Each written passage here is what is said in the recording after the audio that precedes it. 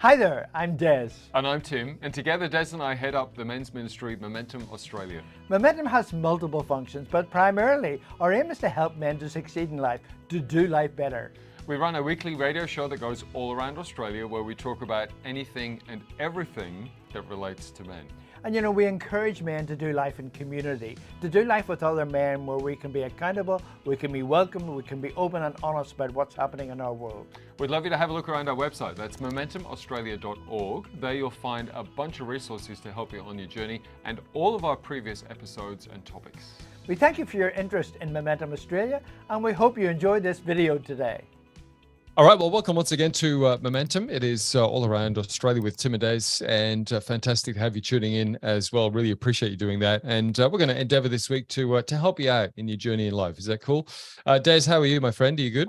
Yeah, really good. Yeah, it's just joy. And I'm really looking forward to this show today. It's going to be really, really interesting. And so, yeah, our website, as you know, is momentumaustralia.org. Give us some feedback. There's lots of information on there, podcasts, lots of things. And if you'd like to support Momentum as a ministry, please donate on our website. But also remember the Momentum CARELINE, 1-800-000-MEN, 1-800-000-636, 7 days a week, 9 a.m. to 11 p.m., brought to us by CARELINE Connections.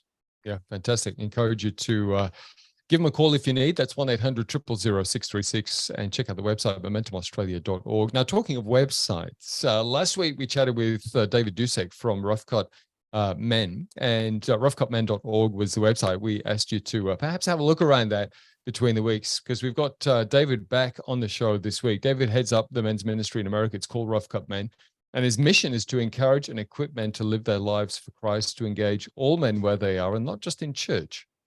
And just like Tim and I, David encourages men to start talking about what really is going on in their lives. So to unpack why we as men need other men in their lives, we're joined once again on Momentum by David. Welcome back. Hello, guys. I'm so happy to be back. Yeah, it's cool. Great to have you back, David. We thoroughly enjoyed our chat with you last week. It was kind of setting the scene to some degree, a bit about your background, how you came to faith, how Rough Cut came to be. One of the things we did touch on, of course, is this need for men to reach out to other guys and get other guys. I think you said a lot of men have acquaintances, but not many real friends.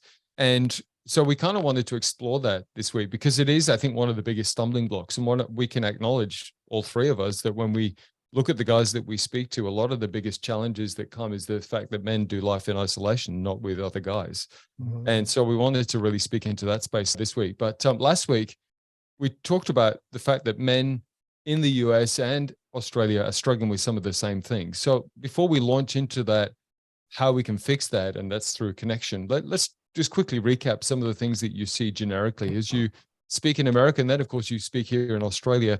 Some of the same things that you hear, the conversations, you see the guys, or guys come up to you and talk about. What is it some of the men are really struggling with these days?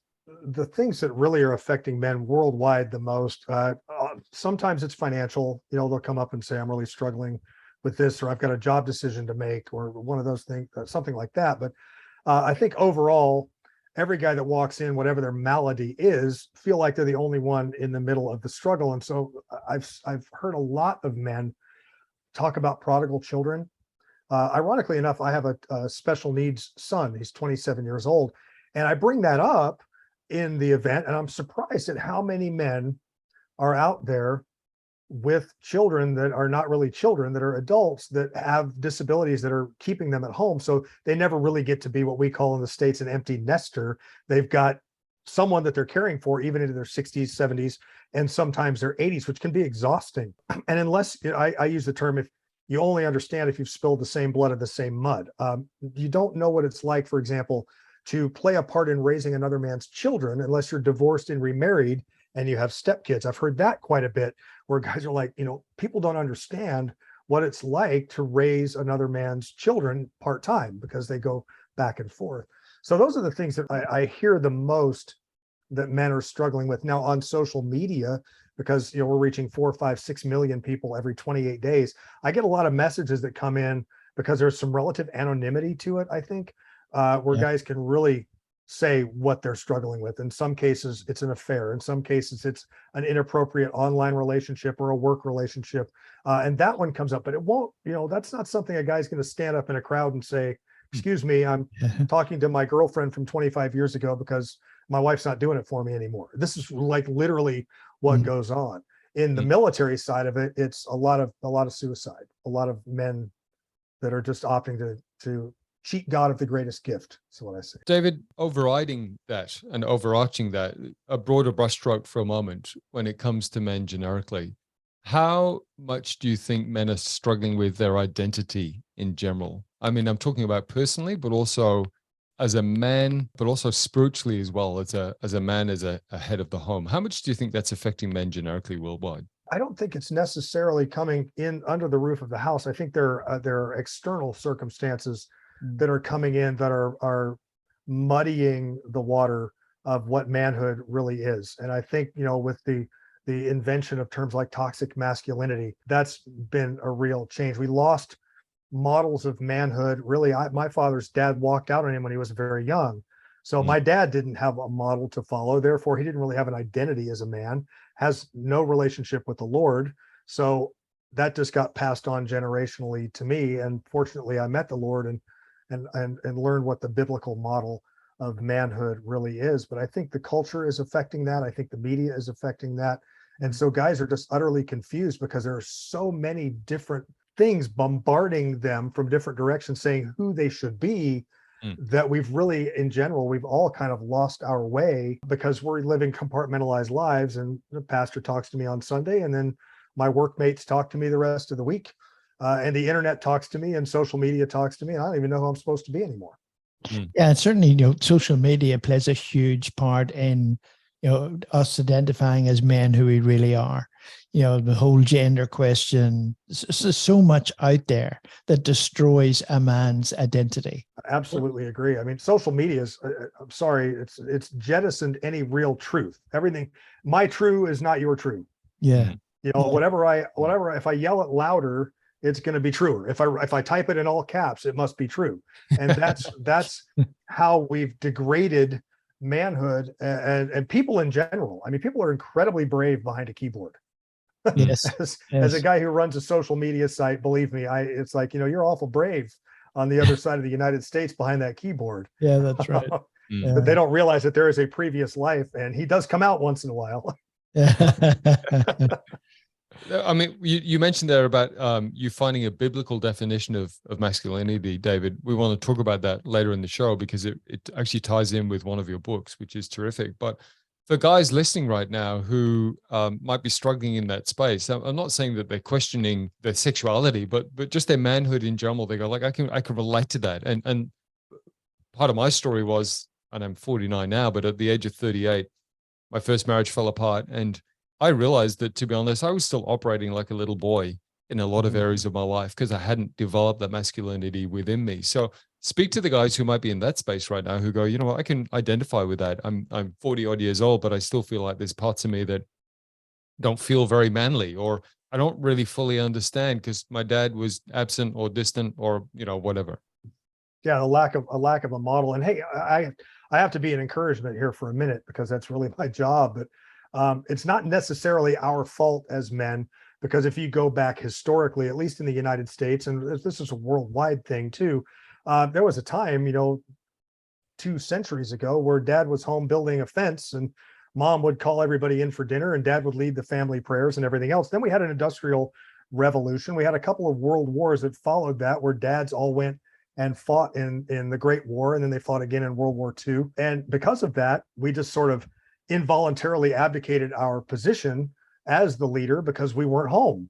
And now in a culture where in a lot of cases you have double income homes where mom and dad both have to work just in order to make ends meet, the culture is now become the child raising mechanism instead of dad being on point and mom and dad as a team working together. It's not you. The reason that you don't really have a firm definition of what manhood is because there's just no one out there modeling it anymore, because the culture has drawn us into, I have to work, my wife has to work. So the school or aftercare is raising our children. And then you just don't know who you are by the time you get through all that. And the world is telling you still that you need to provide, you need to do this, but now the culture is telling you that it's okay for strong women, which it's absolutely okay. I would love it if I got out earned by my wife, because I could do more podcasts and play more golf. but at the end of the day, it can be very confusing when the church doesn't really tell you how to be a biblical man. The culture doesn't tell you how to be a man at all. So we're kind of left to figure it out. It's almost trial by error and trial by fire to figure out what it means to truly be a man, and hopefully survive and raise the next generation so that they don't end up bigger train wrecks than me. And unfortunately, I may have made a couple of train wrecks that I'm still putting back together again, but God is I think most of us have those train wrecks, that's for sure. And it's so important. And we've talked about this last week and also this week, that men overcome that hurdle of finding somebody to talk to, and we've talked about, in the church setting, that, men can't talk in their connect groups, so they can't talk in their church. Their pastor is not on the same planet quite often. And so who do men talk to? They may talk to the guys at the pub or the club or whatever, but it's very hard to have an open, deep conversation about what's happening in your world when you're sitting in front of a beer or a glass of red. And so, it's important that men find a way of getting past that. And I think that's one of the reasons why I always encourage guys to go do things that they love to do, but just take somebody with you, because you may talk about your favorite football team for weeks, but the more you spend time with somebody, the greater the opportunity to say, I like this guy. We've had some decent conversations. But I think one of the issues that at least I see in the States a lot is a church, for example, will hang banners in the parking lot off of the light posts that proclaim it the year of discipleship. And most guys walk by and they say, I don't have any idea what that means. Yeah. I remember when I first started pursuing my wife, Joni, she came out of a bad marriage, and I as well. And she said, the next man I meet is going to be the spiritual leader of my home. And my immediate default thought was, I don't even know what that means. Yes. So I was in a position as a newer believer that I didn't, nobody taught me what that is. I have no idea what that means. I think leading is domineering. That's not the case. Leading is leading servant leadership, leading in love, following the model of Jesus, instead of following the model of your average military drill sergeant who says it's my way or the highway. That's not how you lead a family. No. It doesn't work in marriage. Yeah. We just touched on there the fact that it is a stumbling block for a lot of guys, and we touched on this last week, for a lot of guys to admit that having other guys in their life to be honest and vulnerable and transparent with. I mean, for all of us, that's one of our biggest things. And I can even use my own story and say, for many years, I hid behind playing church, but nobody really knew me. They knew the version of me that I wanted them to know on a Sunday morning, but they didn't know me at all. How do we encourage the guys again, David, to start, I suppose, dropping the walls in church? We're going to start by highlighting, I suppose, safety and trust is a key thing, right? We've got to start there. We've got to feel like we're safe and we can trust someone, right?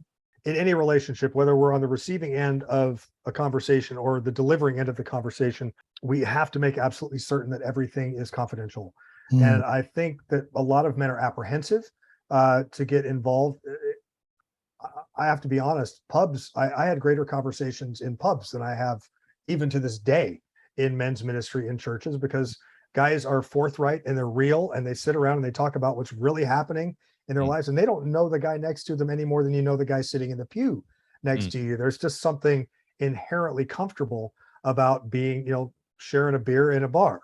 And if we could just get that mindset into the church, not the beer part, but the connection part, guys, a bar would be in the much back better left off. corner of the church. Yeah, there you go.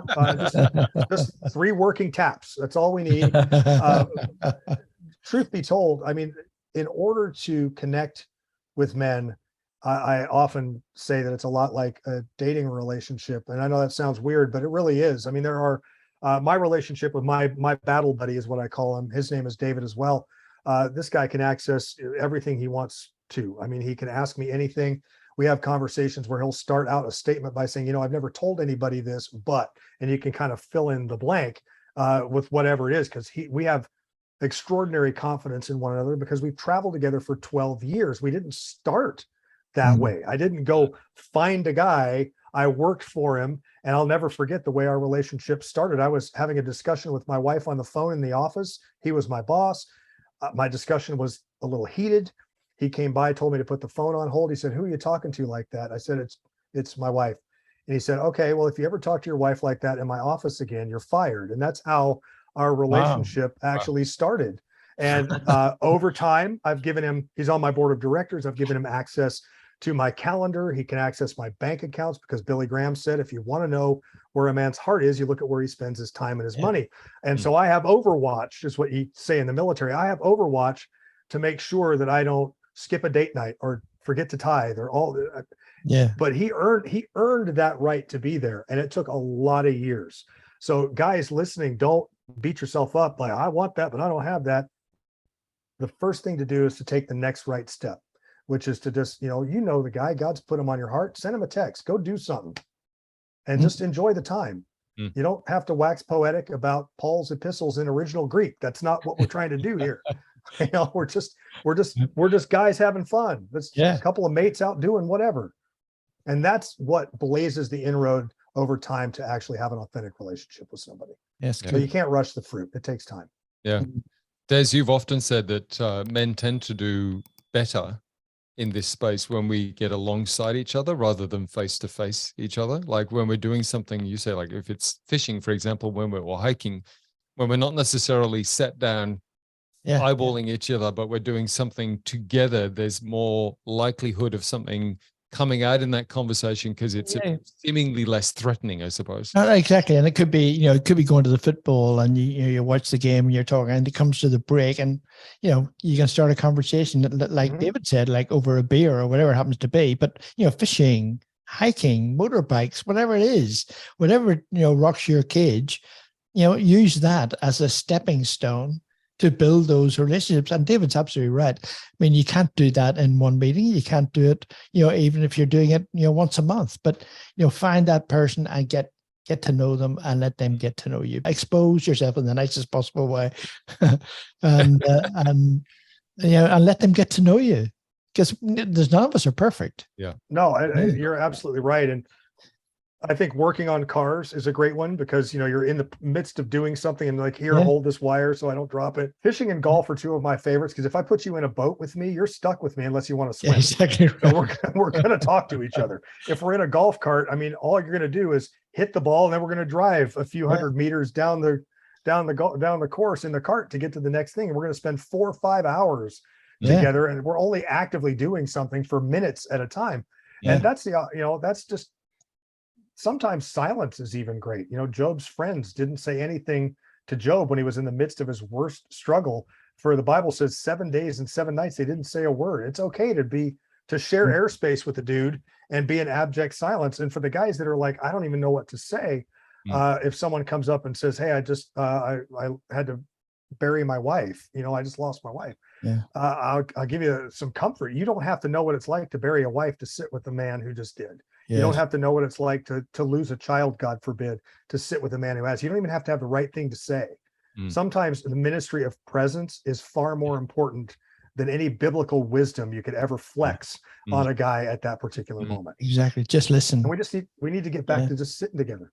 Yeah, exactly. Conversation will come. That was just that, David, the ministry of presence. I love that. I really love that. And guys, let's just sit with that for a moment. David, you mentioned a few times about the battle. Do you think that men don't want to be seen? Do you think that we struggle with, like we're okay, we can do this thing on our own? Do you think this idea of needing other guys and exposing ourselves vulnerably is something that we just don't want to do? We're not wired that way as men. I don't necessarily know if it's don't want to or don't know how to. Most of the time, I think it's kind of a combination of both. I didn't really know what brotherhood looked like until I started to hang out with combat soldiers.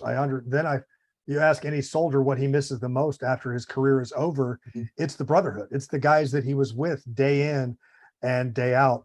And I didn't really want to because I didn't trust anybody. I knew that I needed to, but I didn't necessarily want to. And I certainly didn't know how to do any of that. I think what broke the mold for me was realizing that I just can't navigate life by myself. As I watched more and more combat soldiers operate in the military, we say you never kick a door without overwatch. You don't turn your back on a potential enemy.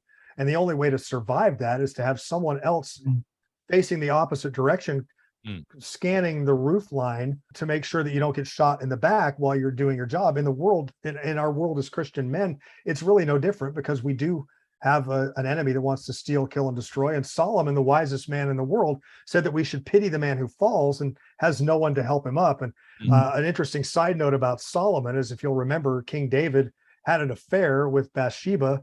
He should have been at work. The Bible says that he, in the spring, at a time when kings go off to war, he stayed home. And if you're not where you're supposed to be, you're just asking for trouble.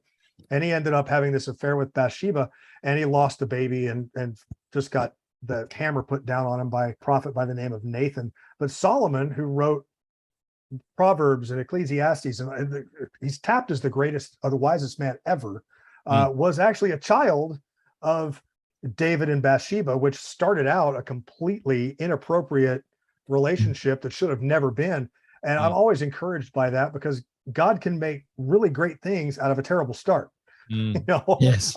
And Solomon is the one who penned that phrase that we should pity the man who falls and has no one to help him up. And honestly, if you start looking, just to give you some biblical background on why, Moses had Aaron and Hur, David had Jonathan, Paul had Barnabas or Silas, depending on what mission he was on. Even Jesus sent the disciples out in Luke 10 in a 2x2, when I say a 2x2 tactical cover formation, because Jesus, who was fully God, fully man, knew that a man traveling by himself was a viable target. It's not a matter of if he was going to go down, it was when.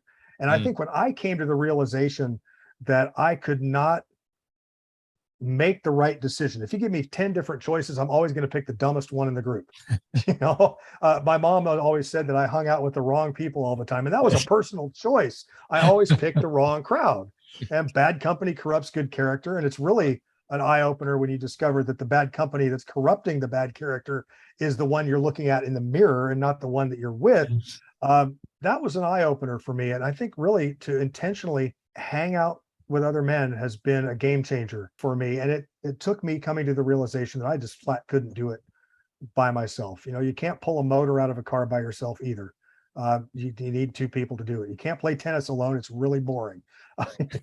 You can't play football by yourself, because you can't throw it and catch it at the same time. There's a reason why that's the design, and why in all of creation, everything that God made, he said, he made the earth and he said, this is good. He made the sky and the sun and the moon. He said, this is good. And then he got to the alone part and he said, the only thing he said wasn't good about his creation was that man was alone. And I mean, obviously that points to a helpmate, a wife, but it applies to friendship also. It's good. Really good. You talk about the battle sense a lot, and you mentioned a few references there and used phrases. Your first book is titled Rough Cut Men, A Man's Battle Guide to Building Relationships with Each Other and with Jesus. So let's just quickly talk about some of the key themes within the book, David. And I suppose the emphasis for the book when you wrote it. The book was actually written on a dare. I was out having lunch with a publisher friend of mine, and I work with Teen Challenge, which is a Christ-centered residential drug recovery program for men 18 and up. It's not really teen, it's everybody over the age of 18. And I've worked with about 22 of their centers around the country, and also in Toowoomba. I've been there several times, in Queensland as well. And these young people would come up and say, hey man, I loved your content, because I did the live experience that we talked about previously. And they said, is this in writing? And so this publisher buddy said, hey, if you put it in words, I'll put it in print. And I'm like, all right, deal.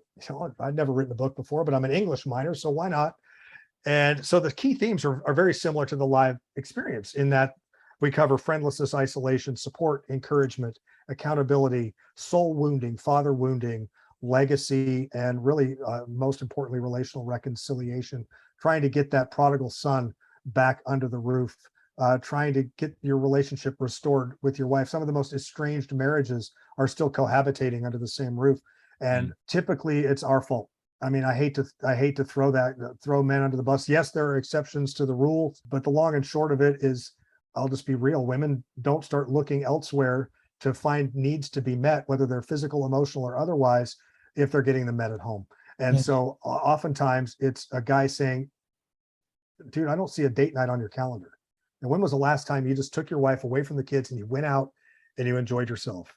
Joni and I had an amazing trip in November to Sydney because we intentionally took 4 days to just stay in a hotel.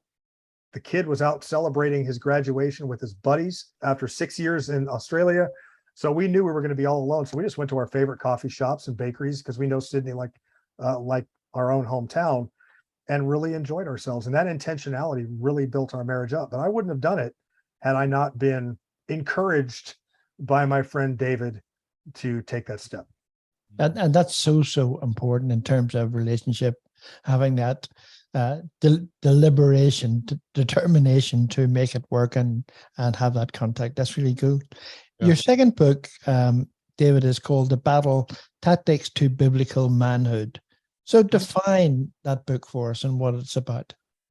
Oh, the book is, if you've ever seen the movie We Were Soldiers, it's actually based on that particular battle that occurred in 1965. It was the first battle where the Americans met the Vietnamese army in what was the kickoff to a war that ended up lasting 10 years. And I happen to be really good friends with all of the men who are portrayed in the movie, not the actors. I'm actually friends with the guys that were in that 395 member unit. And every year I go to their reunion.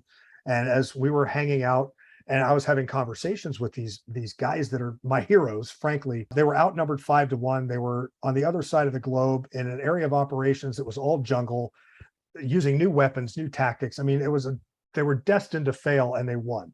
And so I wanted to know how that all played out. How can you could succeed in what is seemingly unwinnable? And as they were sharing what are called in the Army the TTPs, the tactics, techniques, and procedures that they used to win, I discovered that the same tactics that work in real world combat also work against the enemy that wants to steal, kill, and destroy. You fight as a team. You know your resources. You know the enemy that you're fighting. You know what's available to you at any given point in time. You have an escape plan. You also have a solid leadership, and you guard, and most importantly, you guard your headquarters. And in the military, that's where your maps, your marching orders, everything are at your headquarters, your leadership, your medical, your resupply. In a world of Christian men, that's our home. And I often tell men, if your ministry at home is no good, your ministry to everybody else is going to be garbage. You need to focus on getting your home right, because that's our number one ministry. And that's really the overarching concept of that book. It also has a 21-day devotional at the end of it. It's the first time I'd ever written a Devo. They're short and they're designed, 21 days forms a habit. And so it's designed to get men who maybe are not that interested in spending time in the Word, or guys that just flat don't have the time to spend an hour meditating on the Word of God, to at least introduce guys initially to the first step of what it means to sit at the feet of Jesus for 15 minutes on a given day, with something that's a little more entertaining, because I use a lot of my own personal failures to kind of tee it up for each devotion, like the mistakes I made with kids and marriage and money and everything that I've ever done became a topic of a devotional. And said, here I am, check me out. I love that, because it's vulnerable, right? But it's also really relatable, and that's what guys need. It's like, hey, this guy isn't telling us how amazing he is. He's going, actually, you can learn from my mistakes previously. And I love that. And I think it's really powerful. You mentioned, David, a few times about this idea of you didn't know what it was to be a spiritual head of the home and a biblical man. If you could boil that down to a couple of, 1, 2, 3 key things for guys listening to go, what would you say is biblical masculinity? What sort of traits does that look like for guys listening? Well, if they were to say, David's a really biblical, he just is the definition of biblical masculinity. What does that actually look like tangibly? I can't define it as much as cite an example. And that example is my life. I'm married to a woman who has a polar example. She's got what she didn't want and what she did want. And God molded me, by the way, when she said, I want a spiritual leader, into one. And the reason that I would say that that's who I am is she'll follow my lead because she knows where I get my guidance. She knows that I have the Word of God, and she knows that I have true biblical accountability with another man who will call me out if it's a terrible idea. And I run everything by him. But should I buy this car? Should we move here? Should we paint the house this color? Because I believe that if mama ain't happy, ain't nobody happy. And so I want to make sure that she's happy. She follows my lead for two things. She knows where I'm getting my direction. And secondly, she knows that I'm surrounded by wise counsel, men who support me.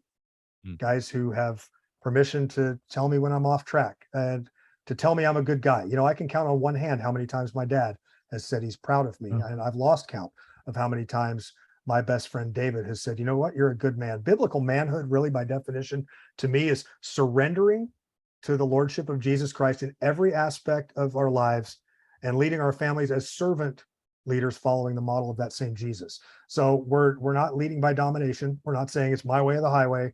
We're saying, to coin a corny bracelet phrase, what would Jesus do in this circumstance? He loved the unlovable. He led by example. He was willing to sacrifice himself. Ephesians 5 says we're to love our wives as Christ loved the Lord and gave himself up for her, as he loves the church, and gave himself up for her. And it's easy to die for our wives, but is it easy to live for them? And that's the other part, really, I believe, of biblical manhood, is following that biblical model of leadership and having men around us that will say, I'm here I believe in you no matter what, but that's a really dumb idea. There was a point when Joni and I were not communicating well, and it was like I was speaking on FM and she was receiving on AM. Young people, you'll just have to Google that. But we were talking on two completely different frequencies, and David knew it, and he said, "Hey, let's go out to eat." And so we did, and he said, I can see that there's some strain going on between you and your wife. And he's been around enough to know when we're not getting along. And he said, "What's going on?" I said, "Well, she's just not hearing me." And he said, "All right, well, let's role play. I'm going to be her, and let's have this conversation right here in the middle of this restaurant." And I said, "No, you don't understand. If you're playing her, I can actually hit you, because you're a guy." But he said, no. And he knows my wife so well that his responses were just spot on what she would say to me. And I kept responding. And finally, after about 3 or 4 failed attempts, he said, "Look, stop. I understand what you're trying to say, but instead of saying it that way, how about if you say it this way?" And so he gave me a new way to package the exact same words. I went home and I tried out his method, and it was completely disarming. And our marriage got radically better after that. And our communication got better too, because he taught me a different way to communicate. And I wouldn't have done that if I was banging my head against the wall, trying to say the same thing. And you know how men are, if it doesn't get heard the first time, we just say it louder. We're still saying the same thing. We're just yelling it this time. And that didn't accomplish a thing. So that was really the key to that, David? What was the key? What was the thing that you did differently in that conversation? Understanding her feelings and acknowledging that I did. Okay. Instead of trying to make her see it my way, I teed it up with empathy first, saying, I understand completely. I could see how that would look that way. Yeah. But let me tell you where I'm coming from. And if you disagree, that's great. But so it was really disarming. But it started because, number one, my life is surrendered to Jesus Christ. Number two, my life is kind of surrendered to David, because I know he'd never steer me wrong. And my wife knows that, which is what technically makes me a biblical model of spiritual leadership, is I have people around me like Jesus had 12 dudes. I mean, anytime he did anything awesome, Peter, James, and John were right there with him every single time. Yeah. And I've got those guys, and I've got the Word of God. And the Word of God is always my default for making a decision. Well, there's a couple of key themes that have come out of the last couple of weeks, for sure. That I think is one of them, David, that you just finished on there, which is, the Word of God be our guide as men. That's for sure. And the second is definitely get connected, which, as if you've been listening to Momentum for any stretch of time, you've heard Des and I bleat on about most weeks. But David, you've given us some compelling reasons over the last couple of weeks as to why we should certainly be pursuing that as men. And we just want to encourage you again to reach out to us at momentumaustralia.org. The CARELINE 1-800-000-636. And of course, we've been chatting with David Dusek from Rough Cut Men in the States. roughcutmen.org is the website. I encourage you to check that out. But also because David is coming to Australia later in the year, and I'd love you to keep an eye on the website. And if you can see him in person at some stage, we certainly encourage that, roughcutmen.org. We will keep you in touch as best we can as well. David, it's been a real pleasure having you on the show, mate. It's been a fun few weeks, and we're excited to have you in Australia ourselves, man. We can't wait to actually meet you. And I feel like we're brothers already. And just so the listeners know, I mean, we really do have a whole ministry operation that we're bringing to Australia. We want to be there for you. If you need us to come to your church in May or June or July or November, let us know. You can reach me on the website through the contact tab, and no size Size does not matter. It could be 15 guys or 15,000. We just want to serve you in any way that we can and help you connect men. Yeah. Okay. The website, roughcutman.org. That is it for this week's Momentum. We'll look forward to chatting with you again next week. Until then, you take care. God bless. Thank you for watching this week's show, and we hope you subscribe to Momentum so you can find out what's happening in the shows in the future. Absolutely. And keep an eye on our website too. That's momentumaustralia.org. There you'll find all of our shows and a whole heap of resources to help you on your journey. That is momentumaustralia.org. Until next time, keep moving forward with Momentum.